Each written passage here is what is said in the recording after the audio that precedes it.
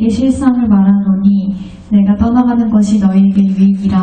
내가 떠나가지 아니하면 보혜사가 너희에게로 오시지 아니할 것이요 가면 내가 그를 너희에게로 보내리니. 아멘. 요한복음 16장 17절. 하나님 아버지 감사합니다. 이 시간 그리스도의 이끄심으로 이 자리에 나오게 하시고 보혜사 성령께서 우리 가운데 함께 하심을 믿으며 하나님의 진리를 누리게 하심을 감사합니다. 아멘. 지난 한 주간 나의 욕심과 염려에 사로잡혀 살았던 육의 모습을 돌아보게 하시니 감사합니다. 아멘. 주님, 우리는 주께서 기뻐하시는 화평하고 서로 사랑할 수 있는 존재로 살지 못함을 고백합니다. 늘 매일매일 자기중심적인 사고로 살아온 우리 안의 모습을 주님 앞에 이 시간 내려놓기를 원합니다. 아멘. 주님, 우리가 우리의 능력으로 주와 연합한 것이 아닌 부활하신 그리스도의 영께서 우리 안에 오심으로 우리를 주와 하나 되게 하셨음을 고백합니다. 아멘. 이 몸은 내 것이 아닌 성령께서 거하시는 성전임을 우리 모두 기억하게 해주세요. 아멘. 이미 십자가에서 옛 육이 주와 함께 죽은 자임을 믿으며 이제는 육을 따라 사는 자가 아닌 자기를 죽은 자로 여기며 새 생명으로 살게 해주세요. 아멘. 주께서 성령께서 함께 하시는 자로 불러주셨기에 이 시간 성도라 불리게 되었음을 겸손히 고백하길 원합니다. 아멘. 늘 세상의 기준과 충돌할지라도 세상 욕심에 미련이 없는 자로 주 앞에 서기를 기도합니다. 아멘. 주께서 보내주신 보혜사 성령께서 우리 안의 죄와 의에 대해서 심판에 대해서 날마다 깨우치며 의인은 오직 그리스도 한 분뿐임을 마음 깊이 알게 하게 해주세요. 아멘. 우리의 육신이 종교적인 열심으로 스스로를 높이지 않게 하시고 아멘. 오히려 주님의 주님 되시는 증거하는 도구로 살길 원합니다. 아멘. 이 땅에서 나의 의지가 아닌 하나님의 일하심으로 증인으로 살 수 있게 하여 주세요. 아멘. 이 땅에서 닥치는 고난으로 하나님의 사랑을 판단하지 아니하고 내 안에 남아있는 원수된 것을 제거하며 하루하루 주님과의 관계를 바르게 세워가게 인도하여 주세요. 아멘. 하나님, 우리 주학교의 성도들이 매 순간 하나님의 약속 안에 있는 자임을 깨닫길 원합니다. 아멘. 이 주의 창조세계 속에서 영원히 일하시는 하나님의 손길을 바라볼 수 있는 분별력 있는 지혜의 눈을 허락하여 주세요. 아멘. 우리의 육이 다하는 그날까지 보혜사 성령님의 지배하심 아래서 나를 부인하고 주께 항복하는 삶을 살기를 소망합니다. 아멘. 세상의 안전보다 하나님을 더 사랑함으로 그 사랑을 이 세상 가운데 증거하기를 소망하며 이 추운 날씨 가운데에서도 늘 우리의 몸과 마음의 강건함을 더하여 주시길 원합니다. 아멘. 매일매일 예수의 성품을 닮아가게 하시는 성령의 인도하심을 원하며 이 모든 말씀 예수 그리스도 이름으로 기도드립니다. 아멘. 하나님 도시 아버지 감사합니다. 늘 하나님과 의지하는 삶을 살게 해주시고 이 매일의 삶을 주의 은혜를 살게 해주시고 이 시간도 주님 불러주시고 예수 그리스도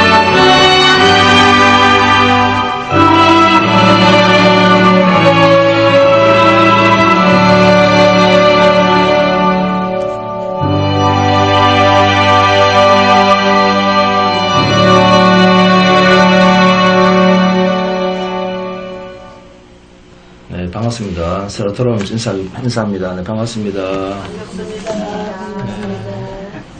좀, 우리 서건사님 아버님 좀 어떻습니까? 별로 상황이 안 좋은 건데. 자, 다음 주 대표 기도는 우리 신홍란 권사님입니다. 바로 말씀 보도록 하겠습니다. 오늘 말씀의 제목은 진리의 성령이 오시면입니다. 요한복음 16장 7절에서 15절까지입니다. 진리의 성령이 오시면 요한복음 16장 7절에서 15절까지입니다. 자, 함께 보도록 하겠습니다. 시작. 그러나 내가 너희에게 실상을 말하노니 내가 떠나가는 것이 너희에게 유익이라. 내가 떠나가지 아니하면 보혜사가 너희에게로 오시지 아니할 것이요 가면 내가 그를 너희에게로 보내리니 그가 와서 죄에 대하여 의에 대하여 심판에 대하여 세상을 책망하시리라. 죄에 대하여 하면 그들이 나를 믿지 아니하며 의에 대하여 하면 내가 아버지께로 가니 너희가 다시 나를 보지 못하며 심판에 대하여 하면 이 세상 임금이 심판을 받았습니다. 내가 아직도 너희에게 이를 것이 많으나 지금은 너희가 감당하지 못하리라. 그러나 진리의 성령이 오시면 그가 너희를 모든 진리 가운데로 인도하시리니 그가 스스로 말하지 않고 오직 들은 것을 말하며 장래의 일을 너희에게 알리시리라. 그가 내 영광을 나타내리니 내 것을 가지고 너희에게 알리시겠습니다. 무릇 아버지께 있는 것은 다 내 것이라. 그러므로 내가 말하기를 그가 내 것을 가지고 너희에게 알리시리라 하였노라. 아멘.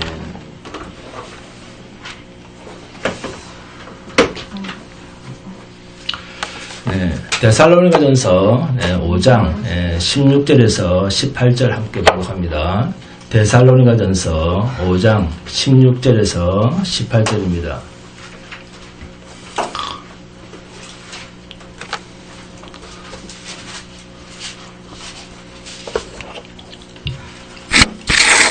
데살로니가전서 5장 16절에서 18절 다 썼습니까?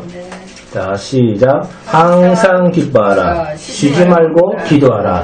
범사에 감사하라. 이것이 그리스도 예수 안에서 너희를 향하신 하나님의 뜻입니다. 아멘. 여러분, 쉬지 말고 기도해라 했는데 신앙생활 하면서 지금까지 그렇게 해오신 분 있습니까? 교회 다니시면서 지금까지 쉬지 않고 기도하신 분, 하나님께서 쉬지 말고 기도해라 했는데 왜 그렇게 말씀에 순종하지 않으시고 기도를 안 합니까? 그렇게도 하나님 말씀에는 순종해야 된다라고 사람들한테는 강조하면서 항상 기뻐하라 했는데 항상 기쁜 사람, 지나온 2025년 내내 항상 기뻤던 사람 있습니까? 범사에 감사하라, 모든 일에 감사하라 라는 말인데 신앙생활 하면서 지금까지, 아니 작년 2025년만이라도 1년만이라도 지나온 모든 일에 감사하셨던 분 손 한번 들어보세요. 말씀대로 못 살잖아요. 왜요? 모든 일이 다 기쁜 건 아니거든요. 안건영 선생님 그렇지 않습니까? 성질도 나고 답답하기도 하고, 예? 참아야 되고 눈물도 나고 외롭고 힘들고. 그런데 내 형편은 그런데 성경은요 항상 기뻐하라 그러잖아요. 쉬지 말고 기도하라. 범사에 감사하라. 이렇게 말씀에는 있는데, 자, 그렇게 못했을 때 안건영 여사님은 어떤 마음이 생깁니까? 어떤 마음이 듭니까? 그렇게 못하니까 때로는 죽고 싶어요. 아, 하나님께서 하라고 하시는구나. 그래서 하자. 말씀대로 살자. 했는데, 그 말씀대로 살지 못했을 때, 이 성경의 말씀, 이 진리의 말씀을 어떻게 생각하고 일을 합니까? 그렇게 하기 위해서 내 힘으로는 안 되니까, 뭘 구합니까? 성령 충만을 구하죠. 그러면 성령의 힘으로 쉬지 않고 기도할 수 있고 항상 기뻐할 수 있고 범사에 감사할 수 있다. 그렇게 생각합니까? 그러니까 범사에 감사하라 하니까 감사를 누가 해야 된다고 생각을 합니까? 그러니까 내가 해야 된다. 내가 해야 된다는 거예요. 우리는 성경을 다 누가 됩니까? 내가. 항상 기뻐해라 하니까 내가. 그러니까 내가 항상 기뻐해야 된다. 이렇게 생각하는 거예요. 쉬지 말고 기도해야 된다니까 누가 해야 된다? 내가 해야 된다. 아, 내가 쉬지 말고 하나님 앞에서 기도해야 되는가 보다 라고. 내가 성경의 주인공이 되었기 때문에 그렇게 할 수 있는 조건을 자꾸만 달라는 거예요. 이게 성경을 글자 그대로 이해하는 사람이요, 이게 이단입니다. 성경을 글자 그대로 이해하는 사람은 이단입니다. 성경을 글자대로 이해하면 이단 짓을 하게 됩니다. 여러분이 성경의 낱말이나 단어의 성격만 제대로 파악을 해도 이것이 인간 편에서 할 수 있는 일인지 인간이 해야 할 일인지를 분간할 수가 있습니다. 항상 쉬지 말고, 여러분, 인간이 이 항상이라는 말에 반응할 수가 있다 없다? 없습니다. 범사 무슨 뜻입니까? 모든 일, 인간이 모든 일을 다 알고 있다 없다? 없다. 없습니다. 예? 인간은 사람마다 각자가 하는 일이 다 다릅니다. 내가 아는 일과 여러분이 알고 있는 일이 서로 다 다르잖아요. 그러면 범사, 모든 일이라 할 때 나는 내밖에 모르니까 무식한 사람이든지 모든 일에는 감각이 없는 게 인간입니다. 하나님만 모든 일을 다 하십니다. 그런데 성경은 모든 일에 감사하라잖아요. 그래서 성경에서 범사할 때 이 범사, 모든 이라는 이 말은 인간에게 적용할 수 없는 단어입니다. 그러니까 성경책이라는 똑같은 책을 우리가 보고 읽어도 읽은 만큼의 의미를 인간 자신에게 의미를 부여해서 읽는 것과 나와는 상관없는 일로 보는 것과는 천국과 지옥만큼이나 방향이 다릅니다. 그러면 목사님, 성경이 왜 하라, 하지 마라 그럽니까? 그런 말이 없으면 처음부터 안 하죠. 그러나 여러분, 은혜가 있고 하나님의 임재가 있고 믿음이 있고 기도가 있는 사람이라고 하면, 감사가 있고 기쁨이 있는 사람이라고 하면 범사에 감사하라, 쉬지 말고 기도하라, 항상 기뻐하라 라는 이런 말은 인간의 몫이 아니구나, 내가 할 수 있는 일이 아니구나 하는 것을 금방 압니다. 범사, 항상, 쉬지 말고 이런 말이 가지고 있는 어감은 인간 피조물에게는 죄송하지만 해당 사항이 없습니다. 항상, 모든 이런 말에는 우리는 해당 사항이 없습니다. 항상, 이 끝없는 그런 말이잖아요. 끝없는 이라는 이 말의 의미를 가진 항상이라는 이 말은 인간에게는 절대 근접조차 안 되는 항상이라고 하는 말에는 담길 수 없는 존재가 인간입니다. 쉬지 말고 라는 말도 인간에게는 해당 사항이 없는 말입니다. 우리 밤만 되면 잠을 자는데 어떻게 해서 쉬지 말고를 할 수가 있습니까? 하나님은 이러한 하라 하지 말라라는 명령법적 표현으로 숨겨서 하나님의 영이 함께하는 자, 우리 속에서 일하시는 성령의 사역, 하나님이 하시는 일입니다. 우리 안에 누가 계십니까? 성령이 계십니다. 그 성령에게 하나님이 하시는 말씀입니다. 이 성령의 사역을 이런 표현으로 우리에게 마치 하라는 것처럼 표현해서 하나님의 일하심을 숨겨놓으신 표현법입니다. 그러니까 성령이 임한 자라고 하면 우리 대신 말할 수 없는 탄식으로 성령께서 쉬지 않고 우리를 위하여 기도해 주셨다. 졸지도 주무시지도 않는 그 하나님의 영이, 성령이 우리 대신 하나님이 들으실 만한, 만족할 만한 하나님의 뜻대로 우리 대신 기도하셨다, 간구하셨다. 이 말이 쉬지 말고 기도하라 라는 말 속에 있는 하나님의 일하심입니다. 이해하셨습니까? 그러니까 우리 안에 계신 이 성령이 나의 안타까운 마음을 하나님의 마음에 합당하도록 기도해 주시니까 얼마나 이 성도라고 하는 존재가 행복한 존재입니까? 그분이 성령께서 저와 여러분 속에 계시는 보혜사입니다. 그래서 내가 하는 짓이 얼마나 하나님 앞에서 마음에 안 드는 존재구나, 하나님 앞에서 원수된 존재구나, 하나님의 마음을 오히려 뒤집어 놓는 존재이구나, 내가 하는 짓은 하나님께 인정받을 수가 없는 나는 타락한 존재구나 하는 이것을 기도를 통해서 보게 하시는 것입니다. 들어주신다가 아니라 너는 안 돼 라고 하는 답을 얻게 하는 거예요. 기도하지 마라 라는 말이 아닙니다. 열심히 하십시오. 선도 열심히 행하십시오. 그리고 열심히 하십시오. 네? 죽도록 하세요. 그런데 죽도록 하고도 인간은 어떻습니까? 끝에 죽습니다. 하나님께 그렇게 기도하고 선을 행했는데도 안 죽는 사람 봤습니까? 사람 치고 안 죽는 사람이 있습니까? 없답니까? 사람이 왜 죽습니까?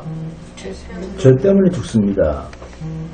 그렇기 때문에 우리가 아무리 육을 가지고 하나님 마음에 들도록 그렇게 하나님의 소원대로 구하고 행동하려고 애써도 결국 우리 인간은 뭐라는 뜻입니까? 죄 덩어리다 그 말입니다. 죄의 삭은 사망이니까. 하나님은 이것을 자백받겠다는 거예요. 그러면 죽을 짓만 하고 있는 나에게 나를 살리는 것은 누가 하면 된다? 하나님이 하시면 된다라고 하는 답을 스스로 고백토록 하시는 것이 내 안에 계신 성령의 일하심입니다. 확인합니다. 요한복음 16장 7절 8절 함께 봉독합니다. 그러나 내가 너에게 실상을 말하노니 내가 떠나가는 것이 너에게 유익이라. 내가 떠나가지 아니하면 보혜사가 너에게로 오시지 아니할 것이요 가면 내가 그를 너에게로 보내리니 그가 와서 죄에 대하여 의에 대하여 심판에 대하여 세상을 책망하시리라. 실제를 잘 봅니다. 내가 그를 너희에게로 보내리니 내가 그 보혜사를 너희에게로 보내겠다. 자, 이 말이죠. 맞습니까? 틀립니까? 맞습니다. 우리에게 성령을 보내시겠다 했습니다. 자, 그런데 8절을 보시면 그가 와서 죄에 대하여 의에 대하여 심판에 대하여 세상을 책망하시리라. 그러면 7절에 너희 이 말과 8절에 세상 이 말은 다른 존재입니까? 어떻게 연결해서 생각을 하면 됩니까? 너희와 세상은 다른 대상입니까? 아니면 같은 대상입니까? 자, 7절을 잘 보시면 내가 그를 너희에게로 보내리니 했습니다. 그런데 연결되는 8절 끝에는 세상을 책망하시리라 라고 말씀을 합니다. 그러면 대상이 같은 겁니까? 다른 겁니까? 같은 겁니다. 같습니다. 자, 그러면 이 세상을 어떻게 연결해서 설명을 할까요? 자, 7절, 8절이 같은 대상에게 한 말이라면 이 세상이라는 말을 어떻게 풀어서 이해를 시켜야 됩니까? 세상이라는 말을 어떻게 풀어야 됩니까? 7절에 너희는 영원히 떠나지 않으시는 성령을 받을 너희 하나님의 택한 백성입니다. 그런데 8절에서 그가 와서 죄에 대하여 의에 대하여 심판에 대하여 세상을 책망하시리라 하거든요. 자, 책임을 묻는다면 누구한테 책망을 하신다는 겁니까? 요한복음 16장 7절에 내가 그를 보혜사를 그 말이죠. 너희에게로 보내리니 이 보낸다는 말은 앞에 요한복음 14장 16절을 봅니다. 내가 아버지께 구하겠으니 그가 또 다른 보혜사를 너희에게 주사 영원토록 너희와 함께 있게 하리니. 자, 성령이 나갔다 들어갔다 합니까? 아니죠. 한 번 오시면 영원토록이죠. 영원토록 너희와 함께 있게 하리니 이렇게 말씀했습니다. 그런데 요한복음 16장 8절을 보시면 그가 와서 죄에 대하여 의에 대하여 심판에 대하여 세상을 책망하시리라. 그래서 이 세상이 뭔가, 이 세상이 누군가 했더니 인칭이 바뀌지 않습니다. 너희입니다. 이 세상은 곧 너희입니다. 너희라고 되어 있습니다. 그렇다면 이 너희랑 세상이 서로 연결이 돼야 됩니다. 이것을 연결시키지 못하면 죄에 대하여 의에 대하여 심판에 대하여 책망받을 사람은 우리가 아니고 세상 사람들이다. 우리는 책망받은 그 사람들 제외된다. 이렇게 오해를 하게 됩니다. 요한복음 14장 16절에서 내가 아버지께 구하겠으니 그가 또 다른 보혜사를 너에게 주사 영원토록 너희와 함께 있게 하리니 이렇게 말씀하셨습니다. 이 말씀이 있고 난 후에 요한복음 14장 25절에서 27절 함께 봉독합니다. 25절부터 시작. 내가 아직 너희와 함께 있어서 이 말을 너희에게 하였거니와 보혜사 곧 아버지께서 내 이름을 보내실 성령 그가 너희에게 모든 것을 가르치고 내가 너희에게 말한 모든 것을 생각나게 하리니 평안을 너희에게 끼치노니 곧 나의 평안을 너희에게 주노라. 내가 너희에게 주는 것은 세상에 주는 것과 같이 아니하리라. 너희는 마음에 근심하지도 말고 두려워하지도 말라. 아멘. 여기서 여러분이 가장 좋아하는 핵심적인 단어가 뭡니까? 평안이죠. 평안. 자, 무엇이 이 평안을 가져다 준다? 성령이 오시면. 그러니까 요한복음 14장 16절에 영원토록 너희와 함께 있게 하리니 라는 이 말씀이 27절에 오니까 뭐로 바뀌어져 있습니까? 평안이라는 말로 바뀌어져 있습니다. 그런데 이 평안은 사전적 의미가 아니고 성령이 우리에게 와서 영원히 떠나지 않음으로써 오는 약속의 신실하신 반드시 이루어질 것을 평안이라고 하는 단어로 표현한 겁니다. 그래서 이 평안을 가지고 요한복음 16장 8절에 그가 와서 죄에 대하여 의에 대하여 심판에 대하여 세상을 빼고 자 너희를 넣습니다. 그러면 너희를 책망하시리라입니다. 자 그렇다면 요한복음 14장 27절에 이 평안에 대한 성령의 정체성을 가지고 이 말씀을 보면 책망이 하나님의 책망이 두렵겠습니까? 아니면 기쁜 이야기입니까? 기쁜 이야기다. 그 말씀입니다. 자, 그러면 요한복음 16장 7절, 8절 함께 봉독합니다. 7절, 8절. 그러나 내가 너희에게 실상을 말하노니 내가 떠나가는 것이 너희에게 유익이라. 내가 떠나가지 아니하면 보혜사가 너희에게로 오시지 아니할 것이요. 가면 내가 그를 너희에게로 보내리니 그가 와서 죄에 대하여 의에 대하여 심판에 대하여 세상을 책망하시리라 하면 아직도 너희라는 말과 세상을 책망하시리라 할 때 이 세상이 자 서로 다르게 보입니까? 아 나는 아닌가 보다. 자 아직도 그런 생각이 듭니까? 너희 세상을 책망하시리라는 이 세상이 바로 너희 성령을 보내서 영원히 떠나지 않고 평안 가운데 있을 너희를 책망한다 그 말입니다. 그러면 이 너희가 무슨 너희? 무슨 너희냐? 요한복음 16장 9절에서 11절 함께 봉독합니다. 9절에서 11절 시작.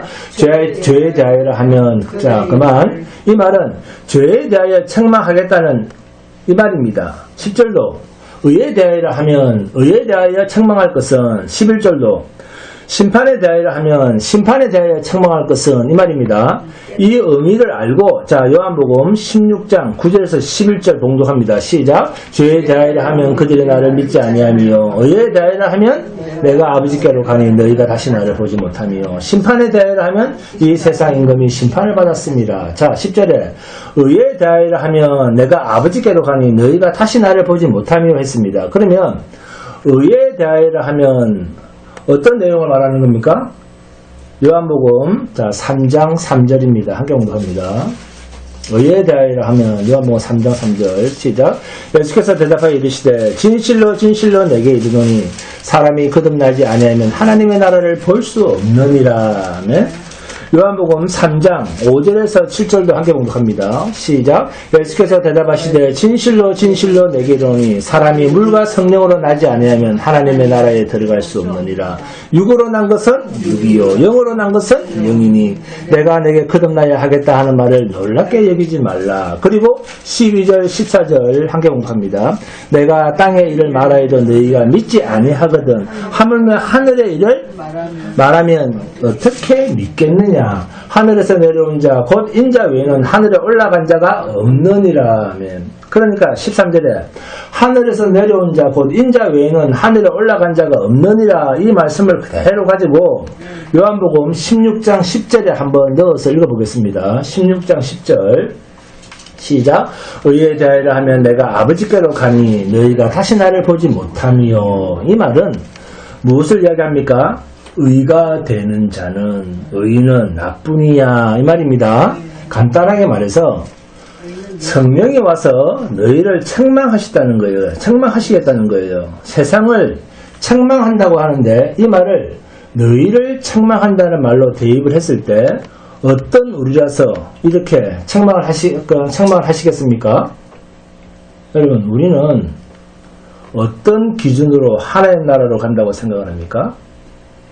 육을 입고 있는 우리가 가진 기준은 의의 기준이나 죄의 기준이나 심판의 기준이나 늘 하나님이 가진 의, 그 다음에 죄, 심판의 기준에 대해서 우리는 알지를 못한다는 거예요.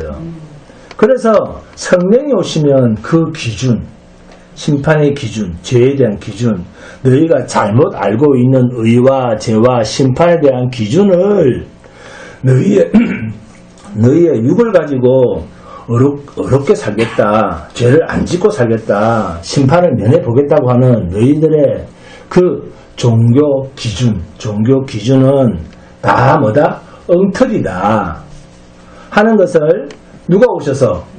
성령이 오셔서 바로 가르치시겠다, 드러내시겠다, 고발하시겠다. 이게 책망이라고 하는 말입니다. 그러므로 예수를 믿습니다. 하나님이 임재했습니다. 내가 믿음이 있습니다. 나는 거듭난 사람입니다. 라고 말을 하려고 하면 나의 육으로는 첫날 만날 거룩하게 살아도 그것은 하나님 나라로 갈 의가 되지 못한다는 거예요. 이것을 인식하고 그런 말을 해야 됩니다. 즉 우리는 내가 하는 일이 하나님 앞에서 도무지 인정받을 만한 것이 없다는 것을 알고 사는 존재가 성도입니다. 이런 자각이 있어야 됩니다. 성령이 오시면 이 육이 하는 일이 얼마나 하나님 앞에서 인정받을 수가 없는 의가 되지 못한다는 것을 우리는 세상을 책망하시리라. 13절에 하늘에서 내려온 자 곧 인자 외에는 하늘에 올라간 자가 없느니라 라는 이 표현으로도 충분히 알 수가 있습니다. 그죠? 쉬지 말고 기도해라 했는데, 그래서 우리 보러 하라 라고 한 줄 알았는데 알고 보니까 성령께서 영으로 쉬지 않고 우리 안에서 나를 대신해서 하나님께 간구하신다는 말을 우리대로 기도해라, 쉬지 말고 기도해라 라는 역설적 표현으로 사용하셨다 그 말입니다. 성경이 제대로 보이십니까? 여러분, 사도들의 편지의 주제는 두 개입니다. 하나는 그리스도와의 연합, 곧 교회에 대한 이야기고, 두 번째는 그리스도와 연합된 교회는 반드시 거룩해야 한다는 것입니다. 그런데 우리는 교회가 되는 것은 내 마음대로 못해도 거룩하게 되는 것은 내가 할 수 있다, 내 몫이다, 내 노력에 달렸다 말을 이렇게 듣고 다닌다는 거예요. 여러분, 그리스도께서 우리를 위하여 그리스도의 몸, 교회를 만들기 위해서 당신님이 친히 십자가에서 죽으시고 영화로운 몸으로 부활하셔서 우리를 당신의 죽음에도 연합시키고 다시 사신 영광의 부활의 몸에도 우리를 연합시키셔서 교회로 탄생하게 하셨습니다. 아멘. 주님이 머리가 되시고 우리 모두가 주의 몸이 되었는데 그 몸이 따로 떨어져 나와서 나 혼자 거룩하게 살겠다, 나 혼자 거룩하게 되겠다. 연합입니다. 연합. 내가 거룩하게 하겠다. 이게 말이 됩니까? 우리를 누가 거룩하게 하시겠다고요? 그렇죠. 머리 되신 주님께서 너희를 거룩하게 하겠다. 그런데도 유대인들은 실컷 율법을 지키고 거룩한 짓을 하고 그래서 저주를 받은 그 율법의 행위를 여러분 거룩하게 삽시다, 합시다 그러니까 뻔하게 된다는 거예요. 네? 성령 충만을 구하면서. 사람은 속일 수 있어도 하나님은 못 속입니다. 여러분, 죄라는 말은 헬라어로 뭡니까? 하마르티아입니다. 하마르티아. 네? 죄라고 하는 말의 뜻은 관역에서 벗어났다 그 말입니다. 기준에서 떨어졌다 그 말입니다. 즉 모자란다 그 말입니다. 우리 인간은 뭐든지 실컷 해도 모자라잖아요. 하나님의 채점 방식은 뭐밖에 없다? 그렇습니다. 100점과 빵점밖에 없습니다. 네? 100점은 누구밖에 없다? 예수님밖에 없습니다. 하나님께서 100점이 되는 존재는 예수님밖에 없습니다. 이것을 뭐라고 한다? 의라고 합니다. 성경은 100점을 의라는 말로 썼습니다. 모자라면 뭐다? 죄입니다. 모자라면 죄. 그래서 죄의 삭은 뭡니까? 사망입니다. 인간은 자신을 죄에다가 몰아넣는 자살자들입니다. 우리에게는 어떤 의지밖에 없다? 아담과 하와가 죄를 짓기 전에는 자유의지가 있었는데 타락한 후에는 인간은 어떤 의지밖에 없다? 어떤 의지? 죄의 의지밖에 없다. 네? 그래서 뭘 해도 인간은 죄인이라는 거예요. 목매달아 죽은 사람만 자살자가 아니라 성경은 마음에 미움만 가져도 뭐다? 살인자다 그럽니다. 이 엄청난 기준이에요. 그런데 우리는 미워한 것은 아니다 그럽니다. 그건 죄가 아니다 그럽니다. 네? 죄를 물 마시는 것보다 더 퍼마시고 살지 않습니까? 누가 살인자입니까? 내가 나를 죽이는 살인자 아닙니까? 그러한 나를 하나님께서 대신 죽으셔서 내가 나를 죽인 자살자를 구원해 내신 거예요. 그러니까 자살한 사람을 두고 지옥 같아. 함부로 그런 말 하면 된다 안 된다? 안 됩니다. 예, 지옥과 천국은 누구만 판단한다? 하나님만 판단합니다. 인간이 판단하면 안 됩니다. 성령이 우리 안에 오신 목적이 내가 가진 의에 대한 잘못된 기준을 까발리겠다, 가르치겠다. 내가 가진 죄와 심판에 대한 기준을 성령이 오셔서 가르치겠다, 고발하겠다 이 말입니다. 그래서 성령이 오셨다는 것은 내 안에 성령이 오셨다, 하나님이 임재하셨다라고 하면 내가 하나님께 고발당하고 있음을 통해서 성령이 내 안에 임재하셨다라고 말할 수 있어야 됩니다. 그렇다면 여러분, 하나님 앞에서 인정받아 보겠다는 의는 자기가 하나님의 법을 준행하고 지키는 그것이 하나님의 의입니까? 인간의 행위는 의가 아니라고 하잖아요. 그런데도 하나님의 법을 준행하는 것을 의라고 가르치고 유대인처럼 하려고 대드는 사람이 아직도 많이 있습니다. 그러나 성경은 너희가 옳다라고 하는 그 기준을 고발하겠다는 겁니다. 우리도 옛날에는 어떤 기독교였습니까? 유교적 기독교였어요. 기독교가. 그 기독교가 서서히 이렇게 내려온 거예요. 네? 그 다음에 또 율법적 기독교. 남자, 여자 가름해서 막 온갖 짓 다 했습니다. 근데 그 당시 사람들은 그것이 또 맞는 줄 알고 열심히 그게 해댔어요. 유대인들과 똑같은 짓을 하고 왔어요.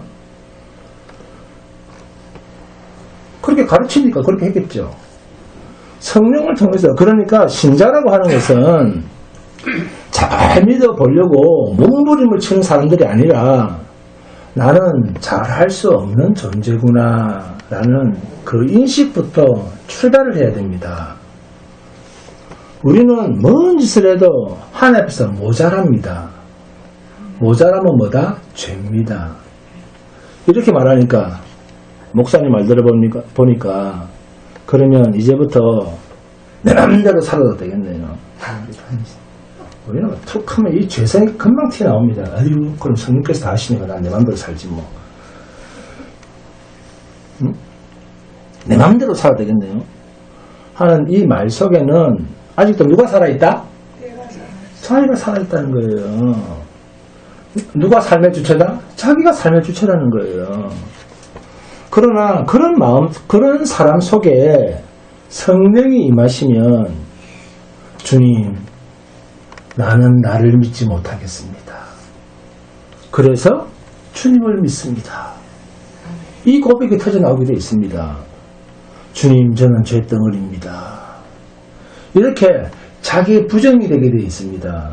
이렇게 자기 부정이 되는 것은 성령이 그 사람 안에 오셨기 때문에 그런 신앙 고백이 나오는 겁니다. 그러면 자기를 부정하고 예수를 시인하게 하신 성령님은 하나님의 일에 실패자입니까? 성공자입니까? 성공자죠.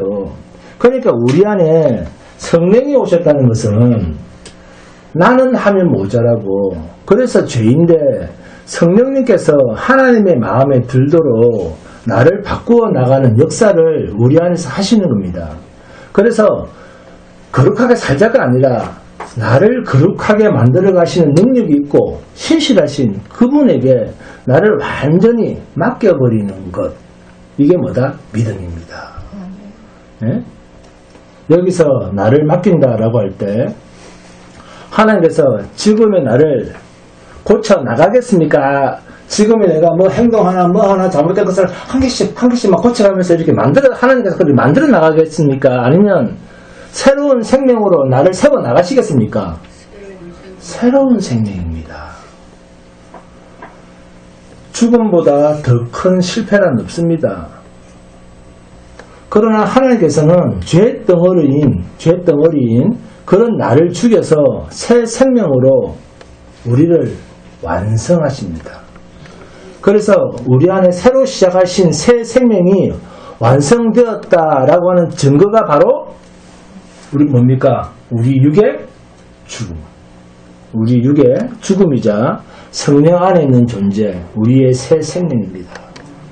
이것을 성경은 자기 백성이다, 신자다, 성도라. 육으로 하면 안 되고 영으로 할 때 육신을 따르지 않고 그 영을 따라 행하는 할 때 그 영, 헬라어로 푸뉴마입니다. 푸뉴마는 바람, 호흡, 생명, 성령이라고 하는 뜻이 있습니다. 그리고 영혼, 푸뉴마로 해석을 할 때 성령의 원리로서의 푸시케, 영혼과 매우 유사한 의미를 가집니다. 그래서 이 푸뉴마는 생명을 가지고 있을 때는 우리의 몸 안에 제약되어 있고 마지막 인간의 호흡, 숨과 더불어 우리의 몸을 떠날 때는 천상의 영역, 천국, 하나님의 품으로 그 영혼이 돌아갑니다. 그때까지 성령은 우리의 죄된 육신 안에서 하나님의 뜻을 받들어 열심히 일하십니다. 여러분, 성령이 우리 안에서 일하시기 때문에 하자, 거룩하게 삽시다 안 해도 성령 받은 자는 하나님께 충성하며 거룩하게 살게 되어 있습니다. 시킨다고 하는 게 아니고 시키는 것은 초등학교 때는 시키는 거지. 네? 이것이 성령이 하시는 일에 내가 끼어들지 않는 흔적입니다. 예수님께서 가시기 직전에 내가 가면 또 다른 보혜사를 보내서 너희를 세상을 책망할 것이다 라고. 왜 이 말씀을 하신 줄 아십니까? 여기에는 제자들을 포함해서 1차로는 하나님의 택한 백성이라고 하는 유대인들에 대한 예수님의 사랑이 담긴 말씀입니다.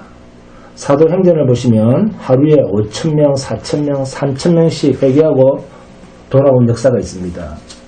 이스라엘의 예루살렘에서부터 일어나는 엄청난 회개의 역사였습니다.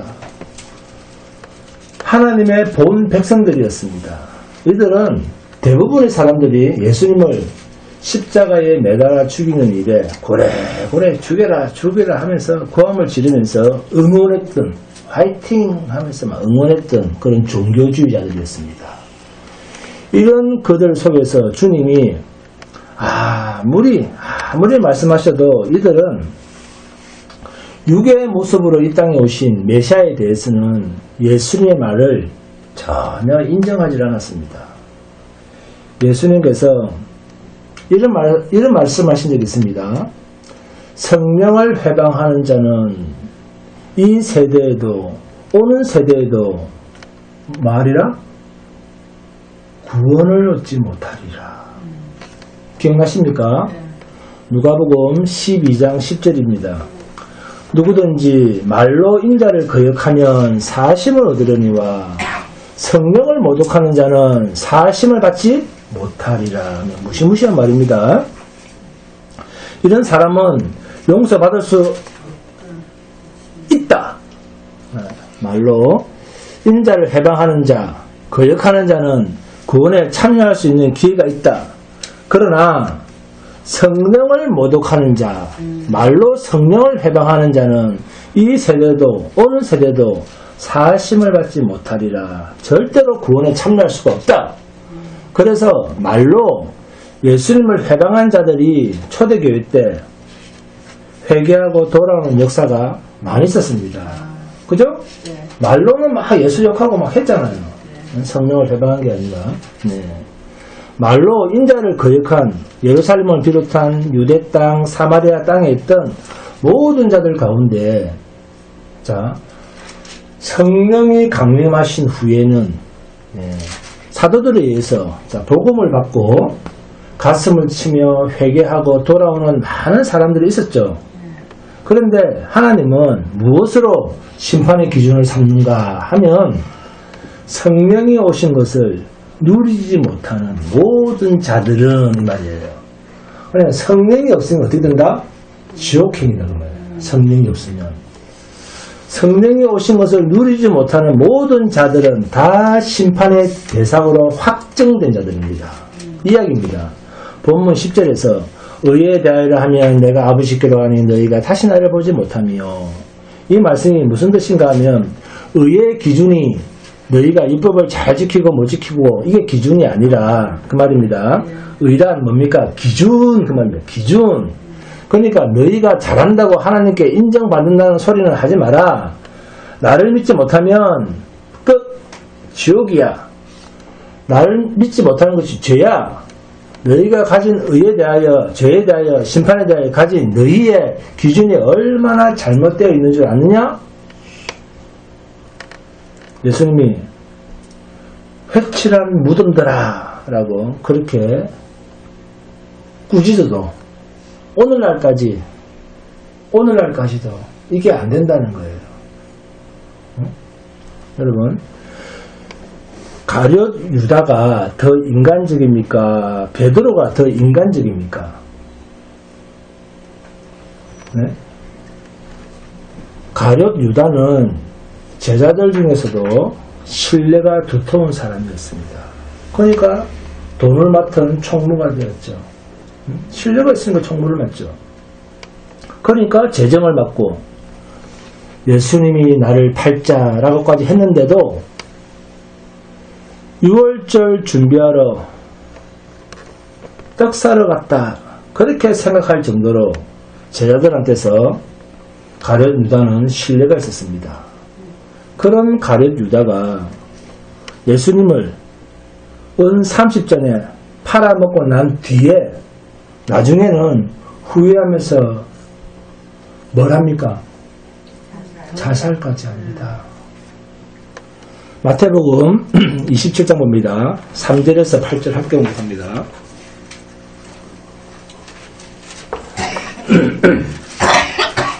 마태복음 27장 3절에서 8절 시작. 그때 예수를 판 유다가 그의 정죄됨을 보고 스스로 뉘우쳐 그 은 30을 대제사장들과 장로들에게 도로 갖다 주며 이르되 내가 무죄한 피를 팔고 죄를 범하였다 하니 그들이 이르되 그것이 우리에게 무슨 상관이냐 내가 당하라 하거늘 유다가 은을 성소에 던져놓고 물러가서 스스로 목매어 죽은지라.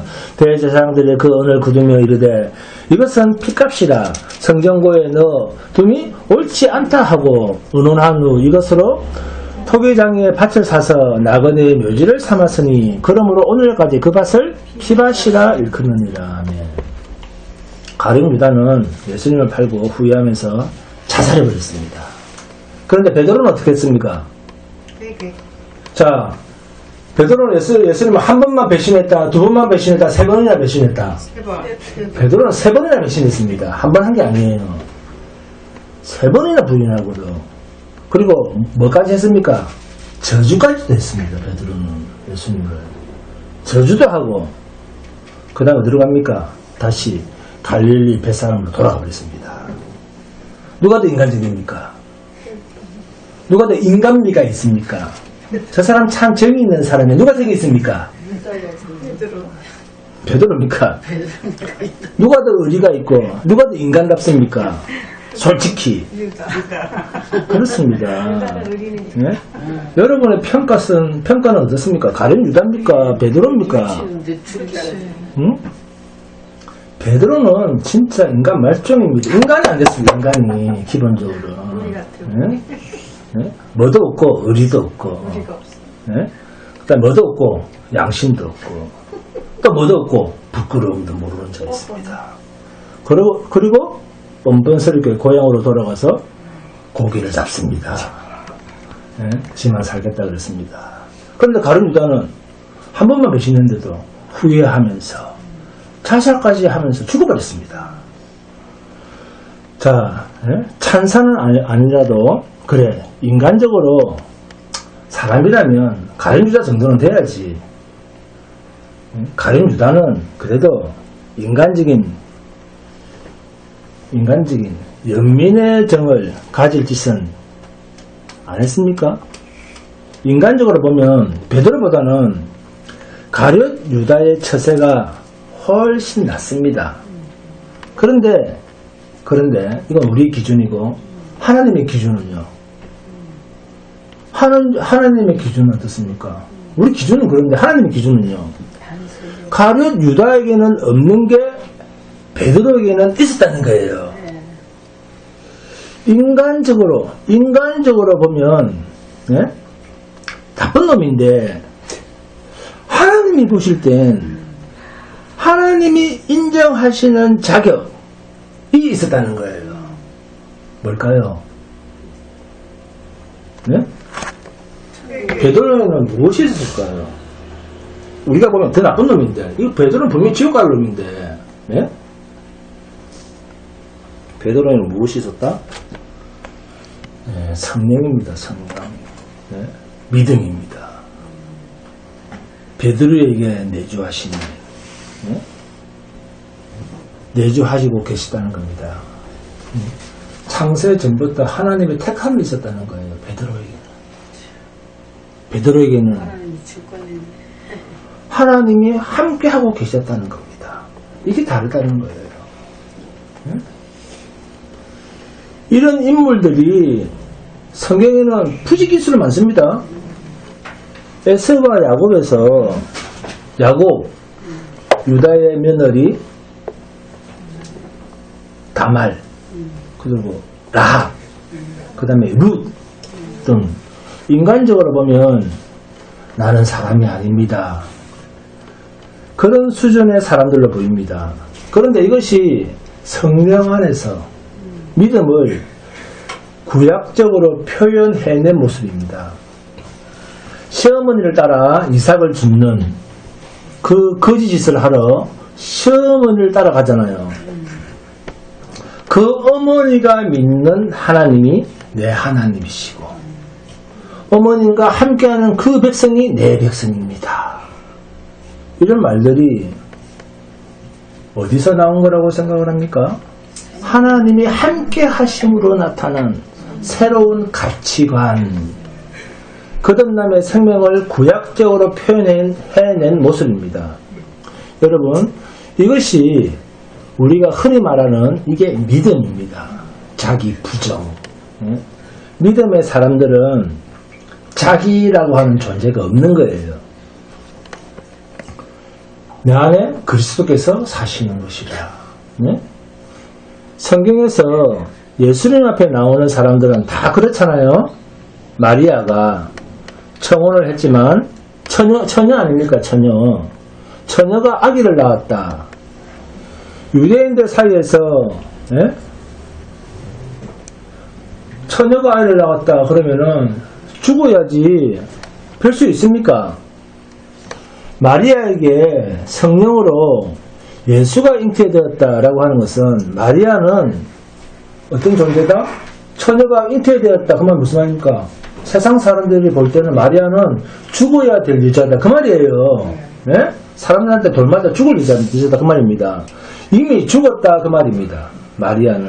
네? 이렇게 결정이 난 것입니다. 여러분, 하나님의 일에 자기는 그냥 죽는 거예요. 이것이 하나님의 영이 함께하는 자에게서 나타나는 역설입니다. 하나님 마음대로 하십시오. 나는 종입니다. 이게 둘로스, 종, 노예라고 하는 의미입니다. 처녀에게 아이가 들었었다. 예, 이제 나는 죽었습니다. 그 말이잖아요. 네? 이게 마리아의 찬가입니다. 마리아의 노래. 이 전부가 믿음이라는 동일한 표현 속에 담긴 믿음의 다양한 모습입니다. 그래서 자기란 없습니다. 헌신 예배. 이 헌신이라고 하는 말은 내 목숨은 하나님을 위해서 내놓았습니다. 그 말입니다. 무서운 말입니다. 근데 이렇게 헌신 안 하더라고. 예? 원래 11조도 그렇잖아요. 우리를 위해서 십자가에서 죽으셨다. 무슨 말입니까? 너는 이제 내 거다. 그 말이잖아요. 그래서 내가 돈을 실컷 벌었다. 한 달에 월급을 100만 원 받았다. 그러면 그 100만 원 누구한테 내야 됩니까? 하나님께 100만 원 다 내놔야 되는 거예요, 원래는. 그래서 다 내자. 그냥 번 거 다 내자. 그겁니다, 원래는. 무서운 말입니다. 네. 레위 지파가 나와서 나는 그냥 노예입니다. 노예. 1만씩 돈을 다 갖다 주는 거예요. 레위 지파가 나와서 자기 동족을, 자기 일가 친척들, 이 친척들을 칼로 다 쳐 죽입니다. 무슨 뜻입니까? 나는 죽었다 그 말이에요. 이게 헌신입니다. 네? 제가 주니까 헌신하겠습니다. 그리고 11조만 딸라내고 1대9로 나누는 그런 거 헌신 아니에요. 네. 그리고 부흥이라는 말 뜻을 그렇습니다. 사람 안에 모이는 것, 이게 아니고, 네? 죽은 우리를 살려주십시오. 이 살려달라는 말이 하박국 선지자가 고백한 부흥이라는 말을 뜻입니다. 죽은 자가 무슨 일을 합니까? 죽은 자가 살아났다. 이게 부흥입니다. 네? 죽은 자가 어려운 짓을 해서 다시 삽니까? 죽은 자는 행동을 할 수가 없어요. 네? 성도는 죄로 말미암아 죽은 줄로 고발당하는 그 순간부터 우리는 아무것도 할 수 없는 존재입니다. 성령이 오셔서 우리를 의에 대하여 죄에 대하여 심판에 대하여 고발을 하겠다라고 하는 말은 우리는 아무것도 하나님 앞에서 어려운 짓을 할 수가 없고 심판 아래 그냥 놓여있고 죄 덩어리다라고 하는 것을 보게 하셨다 그 말입니다. 나의 처참한 모습을 보게 하셨다. 그러면 죄인인 우리가 무엇인가 거룩한 짓을 했다고 해서 그게 죄가 안 될까요? 그래서 인간이 하는 모든 짓은 죄라는 겁니다. 그래서 성령이 임한 자는 자신을 믿지 못하는 거예요. 그런데도 우리는 자꾸 나를 믿으려고 하니까 자기가 하는 일을 믿는 거예요. 기도하면 들어주시겠지. 누가 살아있다? 알 때 내가 살아있다. 순종하면 축복해 주겠지. 누가 살아있다? 알 때 내가 살아있다. 말이야. 그런 생각의 근거가 전부 자기한테 있다니까요. 살아있다는 증거입니다.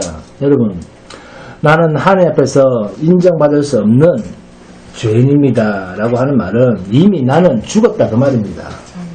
그래서 주님이 쓰신 표현이 자기 십자가를 지고 자기를 부인하고 어떻게 해라? 나를 따를 것이니라. 이것을 한마디로 표현하면 뭐겠습니까? 너는 죽었다 그 말이에요. 나는 죽었다 그 말 아닙니까? 죽었다. 이 죽었다라고 하는 자만 내가 데리고 가겠다. 자신이 죽었다는 것을 인정하는 자만 내가 다시 살리겠다 그 말입니다. 그래서 내가 곧 길이요 진리요 생명이니 이게 무슨 말이냐 하면 내가 죽은 자에게 생명을 주고 내가 갈 바를 알지 못하는 자에게 길잡이가 되고 내가 무엇이 옳은지도 모르는 자에게 내가 붙잡고 가면 의의 길로 데리고 간다 그 말입니다. 그래서 나를 통하지 않고는 아버지께로 올 자가 아무도 없다. 무슨 뜻입니까? 주님이 죽으시고 주님이 영화롭게 하시고 주님이 또 부활하시고 주님이 우리를 당신의 영안에 초청하심을 받은 그 사람 성도만 영원한 하나님의 나라로 데리고 간다 그 말입니다. 그런데 예수 없는 사람들은 내 육신 덩어리가 깨끗하게 살아야 어디 간다? 극락 간다 그럽니다. 그렇게 생각을 하거든요. 윤회설 이야기하면서 늘 이게 나타나는 모습을 보고 뭐로 나눕니까? 극락, 천국과 지옥으로 사람을 판단합니다. 살이가 몇 개 나왔느니 그러면서 막 네? 기독교인도 기도 많이 하면 살이 나옵니다. 그런데 죄송하지만 이 육이 죽을 몸인 것을 아는 사람만 천국행입니다. 아멘? 올 2026년은 정말 나는 죽고 예수로만 사는 복된 성도가 되시기를 주님의 이름으로 축원드립니다. 너무 죄송합니다.